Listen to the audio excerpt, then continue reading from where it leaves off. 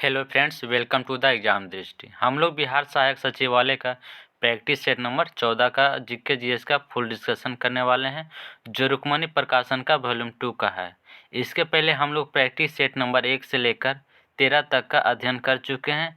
यदि आप लोग नहीं देखे होंगे तो हमारे चैनल पर ज़रूर जाकर देख सकते हैं।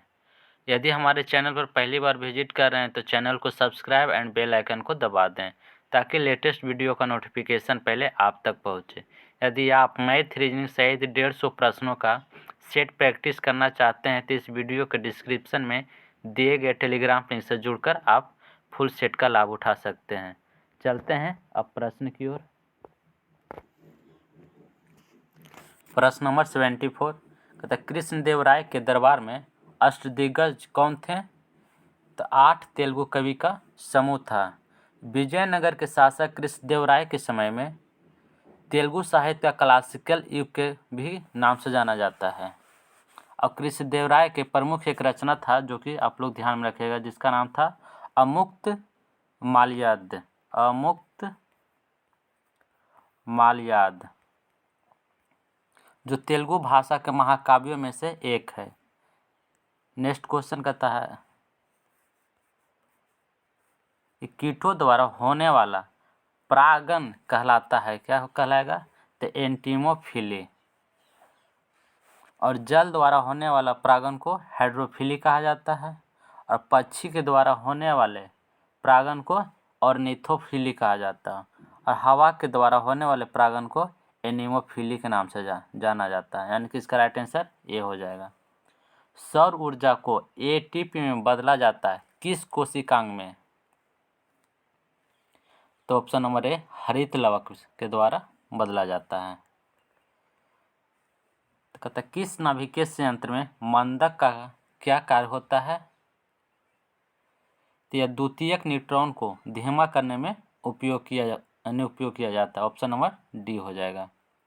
निम्न में से कौन सा एक अर्धचालक है?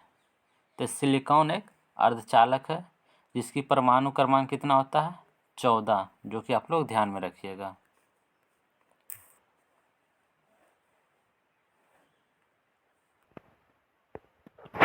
वे लोग जो मक्के को मुख्य अनाज में लेते हैं उन्हें कौन से रोग की समस्या हो सकती है? तो बेरी रोग।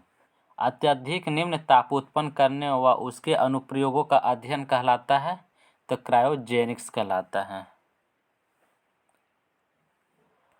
कहता AB रक्त समूह वाले व्यक्ति को सर्वग्राही कहा जाता है, क्योंकि उसमें क्या चीज नहीं पाया जाता है? तो उसमें एंटीबॉडीज अनुपस्थित होते हैं, यानी कि ऑप्शन नंबर ए राइट हो जाएगा। ल्यूकेरिन है एक, तो ल्यूकेरिन क्या है? तो पत्ते वाला एक फसल है। ल्यूकेरिन को हम लोग अल्फा और रिजिका के नाम से भी जाने जाते हैं। और ल्यूकेरिन को चारे की रानी यानी कि चारे की रानी भी कहा जाता है, जो कि पशु को दिया जाता है। कुंडनकुलन नाभिकीय ऊर्जा केंद्र किस राज्य में स्थित है? तो तमिलनाडु में। तमिलनाडु में एक और नाभिकीय है जिसका नाम है कल्पक्कम। और कर्नाटक में कैगा नाभिकीय स्थित है ऊर्जा केंद्र। और महाराष्ट्र में तारापुर एवं जैतपुर दो नाभिकीय ऊर्जा केंद्र है। और गुजरात का काकरापारा नाभिकीय ऊर्जा केंद्र स्थित है, जो कि आप लोग ध्यान में रखिएगा। नेक्स्ट क्वेश्चन का रसायन शास्त्र कि वह कौन सी शाखा है जिसमें हम पदार्थ की मात्रा को अध्ययन करते हैं? तो विश्लेषणात्मक रसायन में पदार्थ की मात्रा का अध्ययन किया जाता है। अकार्बनिक रसायन में क्या होता है? तो इसमें विज्ञान के यौगिक के निर्माण, संश्लेषण और गुणों का अध्ययन किया जाता है, जिसमें कार्बन हाइड्रोजन बॉन्ड नहीं होते हैं। और जैव रसायन में पेड़ पौधों और जानवरों एवं उनके जैविक प्रक्रमों के से संबंधित अध्ययन किया जाता है। और कार्बनिक धात्विक रसायन में क्या होता है? तो कार्बन हाइड्रोजन बॉन्डों से बने यौगिक का अध्ययन किया जाता है। नेक्स्ट क्वेश्चन कहता है कौन सा यौगिक मलेरिया औषधि के रूप में उपयोग किया जाता है? इसका राइट आंसर क्लोरोक्विनोन हो जाएगा। मलेरिया है जो मादा एनोफिलीज मच्छर के काटने से फैलता है, जो कि ध्यान में रखिएगा। और मलेरिया में सिनकोना के छाल का भी उपयोग किया जाता है। कहता पसीना सर्वाधिक कब आता है? तो तापमान अधिक हो तथा हवा आर्द्र हो तो क्या होगा? पसीना सर्वाधिक आएगा, यानी कि ऑप्शन नंबर बी राइट। विकास का उत्परिवर्तन का सिद्धांत किसने प्रतिपादित किए थे? तीन में से कोई नहीं हो जाएंगे। विकास के उत्परिवर्तन का सिद्धांत ह्यूगो डी ब्रिज के द्वारा दिया गया था। और मेंडल ने आनुवंशिकी का जनक के नाम से भी जाना जाता है। और डार्विन के द्वारा प्राकृतिक चयन का सिद्धांत दिया गया था, जो कि आप लोग ध्यान में रखिएगा। तो निम्नलिखित में से कौन सा सिद्धांत यह कहता है कि वह पदार्थ जल में तैर सकता है जिसका आयतन उसके द्वारा हटाए गए जल के आयतन से अधिक होता है तथा उसका औसत घनत्व जल से कम होता है? तो ये सिद्धांत आर्किमिडीज का है। ऑप्शन नंबर डी राइट हो जाएगा। कहता गैसोलीन किस पदार्थ का दूसरा नाम भी है?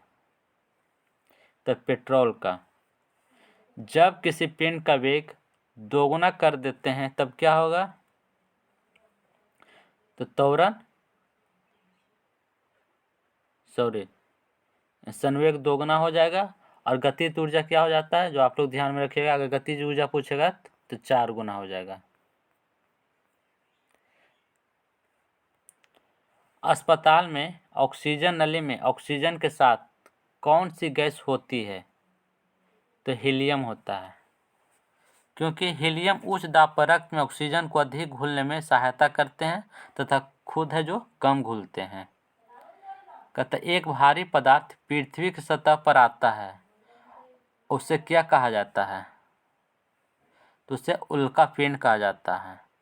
उल्का पिंड है जो बाह्य अंतरिक्ष में पाए जाने वाले पत्थर का टुकड़ा या धात्विक वस्तु है, जो वायुमंडल यानी पृथ्वी के वायुमंडल में संपर्क में आने पर घिसकर जल जाता है, जो कि आप लोग ध्यान में रखिएगा।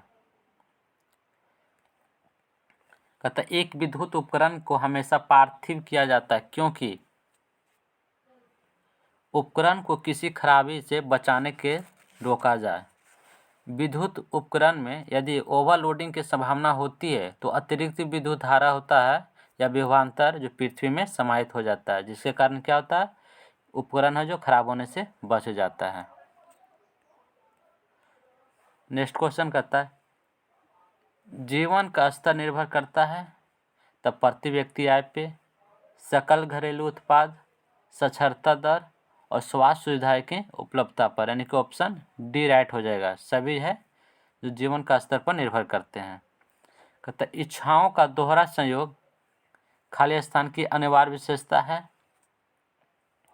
तो वस्तु विनय प्रणाली की अनिवार्य विशेषता है इच्छाओं का दोहरा संयोग। कहता किस मौलिक अधिकार के तहत कानून के नज़र में सभी लोग समान होते हैं? तो समानता का अधिकार के अंतर्गत, जिसका वर्णन अनुच्छेद 14 में किया गया है। नेक्स्ट क्वेश्चन कहता है बेहतर निर्णय लेने की संभावना को बढ़ाता है कौन सा लोकतंत्र? तो लोकतंत्र हो जाएगा। लोकतंत्र है जो अब्राहम लिंकन ने कहा था लोकतंत्र की परिभाषा में कि लोकतंत्र जनता का जनता द्वारा तथा जनता के लिए शासन है। और आधुनिक समय में लोकतंत्र की शुरुआत अमेरिका से हुआ था। और आधुनिक समय में भारत है जो विश्व का सबसे बड़ा लोकतंत्र देश है, जो कि आप लोग ध्यान में रखिएगा। कहता मराठी अखबार जो केसरी के संपादक कौन थे? तो बाल गंगाधर तिलक हैं जो मराठा अखबार केसरी के संपादक हैं। तिलक ने 1893 ईस्वी में गणपति महोत्सव और 1895 ईस्वी में शिवाजी महोत्सव का शुभारंभ किए थे, जो कि आप लोग ध्यान में रखिएगा। कहता भारत का कौन सा हिस्सा मुख्य रूप से पल्लव तथा चालुक द्वारा शासित था? तो दक्षिणी हिस्सा। पृथ्वी के व्यास का कितना भाग चंद्रमा के व्यास के बराबर होता है? तो 1/4 भाग। दिल्ली के जामा मस्जिद का निर्माण किस मुगल शासक ने करवाए थे? तो शाहजहां के द्वारा करवाया गया था। स्पैम निम्नलिखित में से किससे संबंधित है? तो ध्यान में रखिएगा, ईमेल से संबंधित है। स्पैम है जो कंप्यूटर तथा इंटरनेट का प्रयोग कर उनके व्यक्तियों को अवांछित तथा अवैध रूप से भेजा गया ईमेल होता है, जिसे हम लोग स्पैम कहते हैं। तो निम्नलिखित में से कौन डिजिटल इंडिया में सम्मिलित नहीं है? तो उपरोक्त में से कोई भी नहीं है जो डिजिटल इंडिया में संबंधित है। डिजिटल इंडिया के अंतर्गत 9 स्तंभ है जो कि सम्मिलित है। ब्रॉडबैंड हाईवे, मोबाइल कनेक्टिविटी तथा सर्वभौमिक पहुंच, पब्लिक इंटरनेट एक्सेस कार्यक्रम और ई गवर्नेंस जो प्रौद्योगिकी के माध्यम से सरकार में सुधार करे, और ई क्रांति जो सेवाओं की इलेक्ट्रॉनिक डिलीवरी करे और सभी के लिए सूचना, इलेक्ट्रॉनिक्स विनिर्माण, नौकरियों के लिए आईटी और अर्ली हार्वेस्ट कार्यक्रम, ये क्या है? 9 स्तंभ है जो डिजिटल इंडिया के अंतर्गत सम्मिलित हैं। तथा ब्रेल लिपि का आविष्कार किसने किए थे? तो लुइस ब्रेल के द्वारा किया गया था। चार्ल्स बेबेज ने कंप्यूटर का आविष्कार किए थे।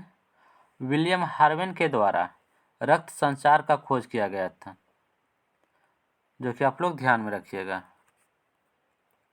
कहता कबड्डी की एक टीम में कितने खिलाड़ी होते हैं? तो कबड्डी की टीम में 7 खिलाड़ी होते हैं, जो कि आप लोग ध्यान में रखिएगा। और बास्केटबॉल में 5 खिलाड़ी होते हैं, वॉलीबॉल में 6 खिलाड़ी होते हैं और जिम्नास्टिक में 8 खिलाड़ी होते हैं। तो गुप्त चित्रों का सर्वश्रेष्ठ नमूना किस जगह पर मिलता है? तो अजंता की गुफा में। पिंजर नामक पुस्तक के लेखक कौन है? तो अमृता प्रीतम है। क्वेश्चन नंबर 111 कहता G20 समूह में कितने सदस्य हैं? तो ध्यान में रखिएगा 20 सदस्य हैं। G20 की स्थापना बर्लिन में वर्ष 1999 में हुआ था, जो कि आप लोग ध्यान में रखिएगा। नेक्स्ट क्वेश्चन कहता है पंचायत समिति कितने समय के भीतर एक बार कार्य व्यवहार के लिए बैठक करेगी? तो 2 माह के। Believe what life and cricket taut में किसकी आत्मकथा है? तो सुरेश रैना का है। जस्टिस उदय उमेश ललित 27 अगस्त 2012 को देश का कैवें मुख्य न्यायाधीश है? तो 49वें हैं। सविनय अवज्ञा आंदोलन किस वर्ष शुरुआत किया गया था? तो 1930 ईस्वी में किया गया था। भारतीय राष्ट्रीय कांग्रेस की अध्यक्ष बनने वाली प्रथम भारतीय महिला कौन थी? तो सरोजिनी नायडू थे। ऑप्शन नंबर बी राइट हो जाएगा। तो मंजीरा किस नदी की सहायक नदी है? तो गोदावरी की। 44वां शतरंज ओलंपियाड 2022 में ओपन श्रेणी में कौन सी देश शीर्ष पर रहा था? तो उज्बेकिस्तान।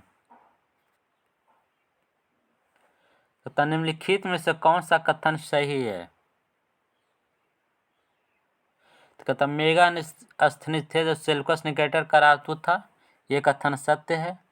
अशोक ऐसे पहले शासक थे जिन्होंने शिलालेखों द्वारा जनता तक अपने संदेश पहुंचाने की कोशिश की, ये भी कथन सत्य है, यानी कि इसका राइट आंसर बी हो जाएगा। कहता क्षेत्रीय संगीत और राज का कौन सा युग्म सही है?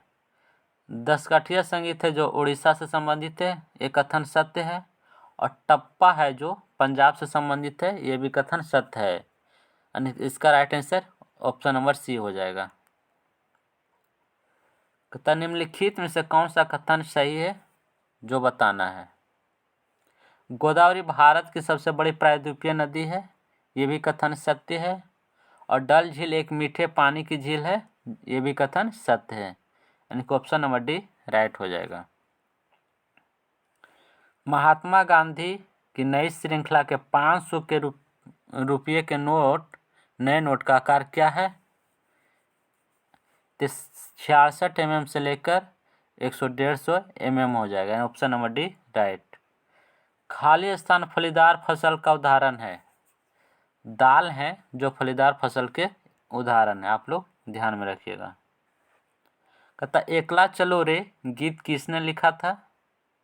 तो रविन्द्रनाथ टैगोर के द्वारा लिखा गया था। बिहार पंचायत राज अधिनियम के अनुसार ग्राम पंचायत की स्थापना के लिए आबादी की शर्त क्या है? तो कम से कम 7,000 होना अनिवार्य है। प्रार्थना समाज की स्थापना किसने किए थे?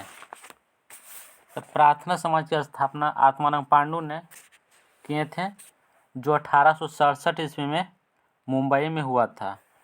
और यह केशव चंद्र सेन की प्रेरणा से किए थे आत्माराम पांडुरंग ने। निम्नलिखित में से कौन सा कथन सही है जो बताना है? कहता पक्षी समतापी प्राणी होते हैं, ये कथन सत्य है। और स्तनपायी असमतापी प्राणी होते हैं, ये कथन गलत है। तो इसका राइट आंसर क्या हो जाएगा? ऑप्शन नंबर सी, केवल एक है जो कथन सत्य है। केंद्र सरकार ने केंद्रीय शिक्षा बोर्डों में एकरूपता लाने के लिए किस नाम से एक नया नियामक स्थापित करने की घोषणा किए थे? तो प्रक, ऑप्शन नंबर सी राइट हो जाएगा। अंतर्राष्ट्रीय मुद्रा कोष का मुख्यालय कहाँ स्थित है? तो वाशिंगटन डीसी में स्थित है।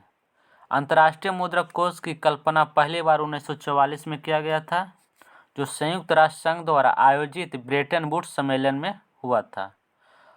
अंतर्राष्ट्रीय मुद्रा कोष में वर्तमान में 190 सदस्य देश शामिल हैं, जो कि ध्यान में रखिएगा। अनुच्छेद का प्रावधान का कौन सा युग्म सही है जो बताना है? अनुच्छेद 40 में ग्राम पंचायतों का संगठन है, जो कि सत्य है। अनुच्छेद 25 में धार्मिक कार्यों के प्रबंध की स्वतंत्रता दिया गया है, जो कि गलत है। धार्मिक कार्यों के प्रबंध की स्वतंत्रता अनुच्छेद 26 में दिया गया है। और अनुच्छेद 25 में अंतःकरण धर्म के अबाध रूप से मानने और आचरण करने की स्वतंत्रता के बारे में चर्चा है। इसका राइट आंसर केवल एक हो जाएगा, यानी कि ऑप्शन नंबर बी राइट है। राज्यों के महाधिवक्ता को किसके द्वारा नियुक्त किया जाता है? तो राज्य के राज्यपाल के द्वारा नियुक्त किया जाता है। राज्यों के महाधिवक्ता का वर्णन अनुच्छेद आर्टिकल नंबर 165 में है, यानी कि 165 में है। लुई ब्रेल दिवस कब मनाया जाता है? तो 4 जनवरी को। गुप्त वंश के वास्तविक संस्थापक कौन थे? जो चंद्रगुप्त प्रथम थे। वियतनाम की राजधानी क्या है? तो हनोई हो जाएगा। लुसाका है जो जाम्बिया का राजधानी है, और निकोसिया है जो साइप्रस की राजधानी है। तो किस देश को विश्व का शक्कर का कटोरा कहा जाता है? तो क्यूबा को, ऑप्शन नंबर सी राइट है। स्वराज मेरा जन्मसिद्ध अधिकार है और मैं इसे लेकर आऊंगा, यह किस प्रसिद्ध व्यक्ति ने कहा था? तो बाल गंगाधर तिलक के द्वारा कहा गया था। पत्ती का वह भाग जिसके द्वारा वह तने से जुड़ी होती है क्या कहलाता है? तो पर्णवृत्त कहलाता है।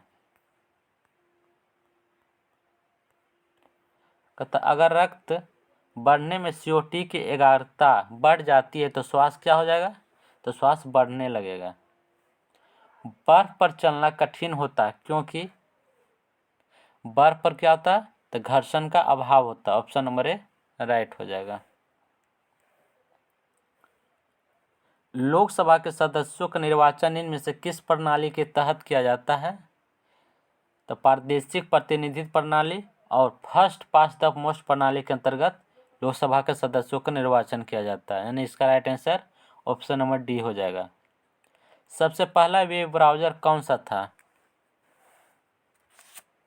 पहला वेब ब्राउज़र नेटस्केप नेविगेटर था, जो 1990 के दशक में प्रचलित एक वेब ब्राउज़र थे और इसका विकास नेटस्केप कम्युनिकेशन कॉरपोरेशन ने किया था।